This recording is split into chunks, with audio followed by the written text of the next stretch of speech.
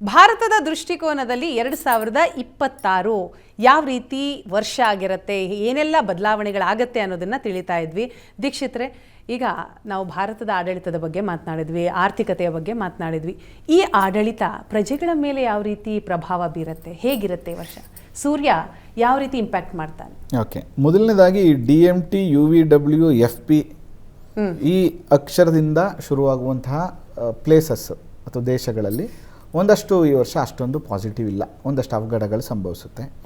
ಎರಡನೇದು April, June, July, August ಮತ್ತು December ಈ ವರ್ಷ ಅಷ್ಟೊಂದು ಪಾಸಿಟಿವ್ ಮಂತ್ ಅಲ್ಲ ಇದು. ಅಂದರೆ 1ಗೆ ಯಾವಾಗ್ಲೂ 6 ಮತ್ತು 8 ಆಪೋಸಿಟ್. ಮತ್ತು ಇಲ್ಲಿ ಭಾಳ ಮುಖ್ಯವಾಗಿ ರಾಹು ಎಷ್ಟೇ ಫ್ರೆಂಡ್ ಆದರೂ ಕೂಡ ಗ್ರಹಣ ಹಿಡಿಯೋದು ಕೂಡ ಅವನೇ.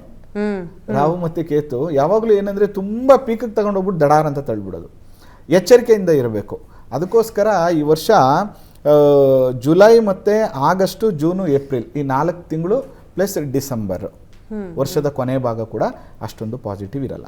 ಇನ್ನು ಆರ್ಥಿಕ ಅಂತ ಬಂದಾಗ ದೇಶದ ಆರ್ಥಿಕ ಸ್ಥಿತಿಯಲ್ಲಿ ಒಂದಷ್ಟು ವ್ಯತ್ಯಾಸಗಳು ಕಂಡ್ರೂ ಈ ರಾಜ ಏನು ಮಾಡ್ತಾನೆ ಅಂತಂದರೆ, ಪ್ರಜೆಗಳನ್ನು ಚೆನ್ನಾಗಿ ನೋಡ್ಕೋಬೇಕು ಅಂತ ಬಂದಾಗ ಒಂದು ಬೇರೆ ರಾಜ್ಯದಿಂದ ಒಂದಷ್ಟು ಸಾಲವನ್ನು ಪಡೆಯುವಂಥದ್ದಾಗಿರಲಿ, ಪ್ರಜೆಗಳನ್ನು ಚೆನ್ನಾಗಿ ನೋಡ್ಕೊಳ್ಳೋಕೆ ಏನು ವ್ಯವಸ್ಥೆ ಬೇಕು ಅದನ್ನು ಮಾಡುವಂತಹ ಒಂದು ಸ್ಥಿತಿಗಿದೆ. ಅಂದರೆ ಆಲ್ಮೋಸ್ಟ್ ಈ ವರ್ಷದ ಮಾರ್ಚ್, ಏಪ್ರಿಲ್ ನಂತರ ಸಾಮಾನ್ಯ ಜನರಿಗೆ, ಬಿಸ್ನೆಸ್ ಮಾಡುವಂಥವ್ರಿಗೆ ಒಂದಷ್ಟು ಹೊಸ ಹೊಸ ಸ್ಕೀಮ್ಗಳು, ಒಂದಷ್ಟು ಮಾಡುವಂಥ ಬಿಸ್ನೆಸ್ಸಲ್ಲಿ ಸ್ವಲ್ಪ ಅವಕಾಶಗಳು ಜಾಸ್ತಿ ಕೊಡುವಂಥದ್ದು, ಲಿಬರಲ್ ಮಾಡುವಂಥದ್ದು, ಆ ದೃಷ್ಟಿಯಿಂದ ಈ ವರ್ಷ ಜನತೆಗೆ ರಾಜನಿಂದ ಒಳ್ಳೆಯದಾಗುವಂಥ ಸಾಧ್ಯತೆಗಳಿರ್ತದೆ. ಇನ್ನು ರೈತರ ವಿಚಾರ ಕೂಡ ರೈತರಿಗೆ ಅಷ್ಟೊಂದು ಒಳ್ಳೇದಲ್ಲಮ್ಮ. ಯಾಕಂದರೆ ರವಿ ಬಂದಾಗ ಅಲ್ಪವೃಷ್ಟಿ, ಇವನು ಉಷ್ಣಕಾರಕ, ಸರಿ ಹೇಳ್ದಂಗೆ ಉಷ್ಣಗ್ರಹ ಇವನು.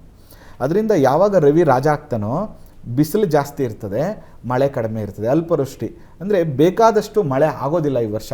ಅಕಸ್ಮಾತ್ ಮಳೆ ಆಯಿತು ಅಂತ ಇಟ್ಕೊಳ್ಳೋಣ, ಅದು ಅತಿವೃಷ್ಟಿ ಆಗ್ತದೆ, ಅಂದರೆ ಅದು ಉಪಯೋಗಕ್ಕೆ ಬರಲ್ಲ. ಅದರಿಂದ ರೈತರು ಅಂತ ಏನು ಕರಿತೀವಿ ಅಥವಾ ಬೆಳೆಗಳನ್ನೇ ನಂಬಿಕೊಂಡು ಅದರಿಂದನೇ ಈ ವರ್ಷ ನಾವು ಏನೋ ಒಂದಷ್ಟು ನಮ್ಮ ಹಳೆ ಸಾಲಗಳೆಲ್ಲ ತೀರಿಸ್ಕೊಬಿಡೋಣ, ಈ ವರ್ಷ ಒಂದಷ್ಟು ಅನುಕೂಲ ಆಗುತ್ತೆ ಅಂತ ಬಂದಾಗ ಇಲ್ಲ, ಖಂಡಿತವಾಗಿಯೂ ರೈತರಿಗೆ ಸ್ವಲ್ಪ ಸಮಸ್ಯೆಗಳಾಗುವಂಥ ಸಾಧ್ಯತೆಗಳಿರ್ತದೆ.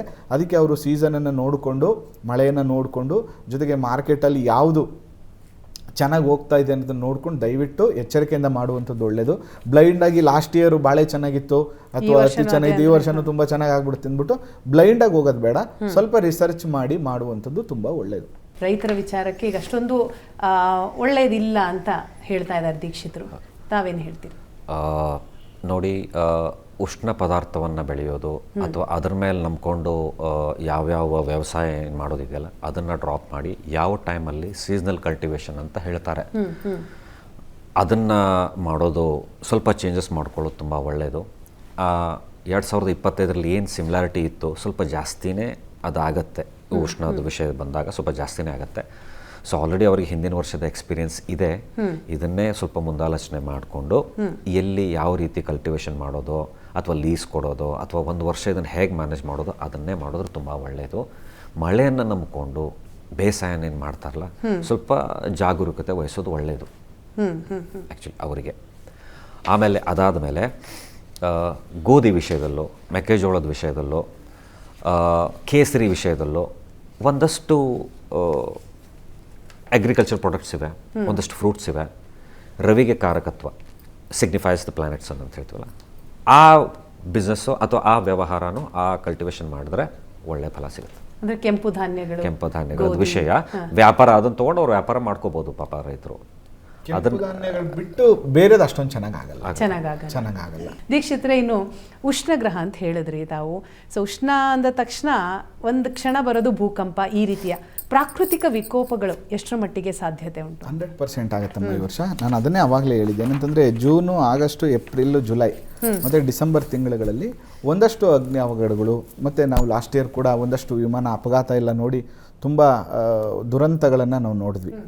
ಆ ರೀತಿಯ ಘಟನಾವಳಿಗಳು ಕೂಡ ಈ ಸರಿ ಸಂಭವಿಸುತ್ತೆ. ಅದರಲ್ಲೂ ಕೂಡ ಆಷಾಢ ಮಾಸ ಮತ್ತು ಧನುರ್ಮಾಸದ ಸಮಯಗಳಲ್ಲಿ ಈ ಥರದ ಘಟನೆಗಳು ಜಾಸ್ತಿ ಆಗುವಂಥದ್ದು ಇರ್ತದೆ. ಅದರಿಂದ ಈ ವರ್ಷ ಸ್ವಲ್ಪ ಎಚ್ಚರಿಕೆಯಿಂದ ಇರಬೇಕು. ಮತ್ತು ಇನ್ನೊಂದೇನೆಂದರೆ, ಈ ಬಾರಿ ರವಿ ಯಾವಾಗಲೂ ಕೂಡ ಆತ್ಮಸ್ಥೈರ್ಯ ಜಾಸ್ತಿ, ನನ್ನ ಮಾತನ್ನು ಕೇಳಬೇಕು ಅನ್ನುವಂಥದ್ದು ಜಾಸ್ತಿ, ನಾನು ಹೇಳ್ತಾರೆ ಸರಿ ಅನ್ನುವಂಥದ್ದು ಜಾಸ್ತಿ ಇರ್ತದೆ. ಅದರಿಂದ ಈ ಸರಿ ಅವಘಡಗಳು ಹೇಗಾಗುತ್ತೆ ಅಂದರೆ, ನಮ್ಮಲ್ಲಿ ಆಕಸ್ಮಿಕವಾಗಿ ಸಮಸ್ಯೆಗಳು ಬಂದರೆ ಲೈಫಲ್ಲಿ ಎದುರಿಸೋಣ, ನಾವೇ ಹೋಗ್ಬಿಟ್ಟು ಪದೇ ಪದೇ ಸಮಸ್ಯೆಗಳನ್ನು ಮಾಡ್ಕೋಬಾರ್ದು. ಅಂದರೆ ನಾನು ವೆಹಿಕಲಲ್ಲಿ ಹೋಗುವಾಗ ಯಾವುದೋ ಒಂದು ವೆಹಿಕಲ್ ಬಂದು ನನಗೆ ಗುದ್ಬಿಡ್ತು, ಗೊತ್ತಿಲ್ಲ ನನಗೆ, ಅನ್ಎಕ್ಸ್ಪೆಕ್ಟೆಡ್ ಆಗಿ ಆಯಿತು, ನಾನೇ ಹೋಗ್ಬಿಟ್ಟು 180ರಲ್ಲಿ ಹೋಗ್ಬಿಟ್ಟು ಆಕ್ಸಿಡೆಂಟ್ ಮಾಡ್ಕೋಬಾರ್ದು. ಅಂದರೆ ನಾನೇನು ಹೇಳಕ್ಕೆ ಹೊರಟಿದ್ದೀನಿ ಅಂದರೆ ಈ ವರ್ಷ ಮನುಷ್ಯನ ತಪ್ಪಿನಿಂದ ಅನೇಕ ಅವಘಡಗಳು ಸಂಭವಿಸುತ್ತೆ. ಇವರೇ ತಪ್ಪು ಮಾಡಿಕೊಂಡು ತಪ್ಪು ಎಚ್ಚರಿಕೆಯನ್ನು ತಗೊಳ್ಳದೆ ಅವರ ನೆಗ್ಲಿಜೆನ್ಸಿ, ಓವರ್ ಕಾನ್ಫಿಡೆನ್ಸ್ ಅಥವಾ ನೆಗ್ಲಿಜೆನ್ಸಿಯಿಂದ ಯಂತ್ರೋಪಕರಣಗಳ ಅಪಘಾತಗಳು ಸಂಭವಿಸುವಂಥದ್ದಿರುತ್ತೆ. ನ್ಯಾಚುರಲಿ ಒಂದಷ್ಟು ಭೂಕಂಪಗಳು ನೋಡಬೇಕಾಗ್ತದೆ. ನಾನು ಆವಾಗಲೇ ಹೇಳ್ದಂಗೆ ನಿಮಗೆ DMT, UVW, FP ಈ ಪ್ರದೇಶಗಳು ಅಂತ ಏನು ಹೇಳ್ತೀವಿ, ಇಂಥ ಜಾಗಗಳಲ್ಲಿ ಈ ಅಕ್ಷರದಿಂದ ಶುರುವಾಗುವಂಥ ಪ್ರದೇಶಗಳಲ್ಲಿ ಈ ಥರದ ಘಟನಾವಳಿಗಳನ್ನು ನೋಡಬೇಕಾಗ್ತದೆ.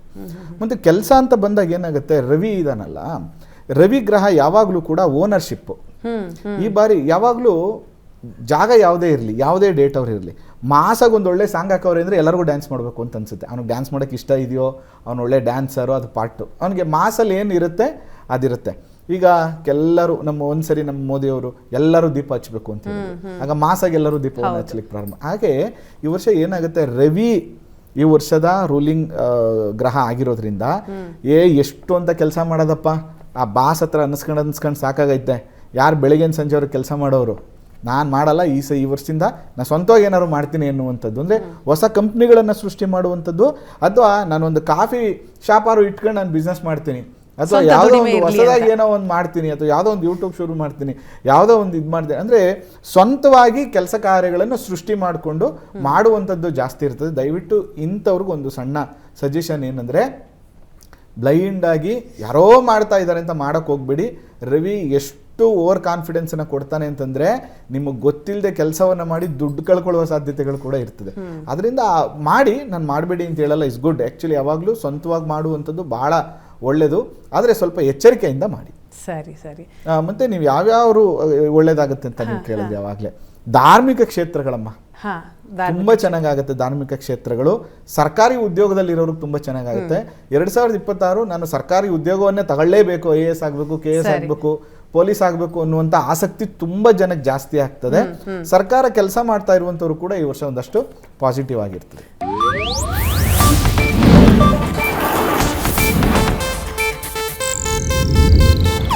ಇದು ಏಷ್ಯಾನೆಟ್ ನ್ಯೂಸ್ ನೆಟ್ವರ್ಕ್ ಪ್ರಸ್ತುತಿ.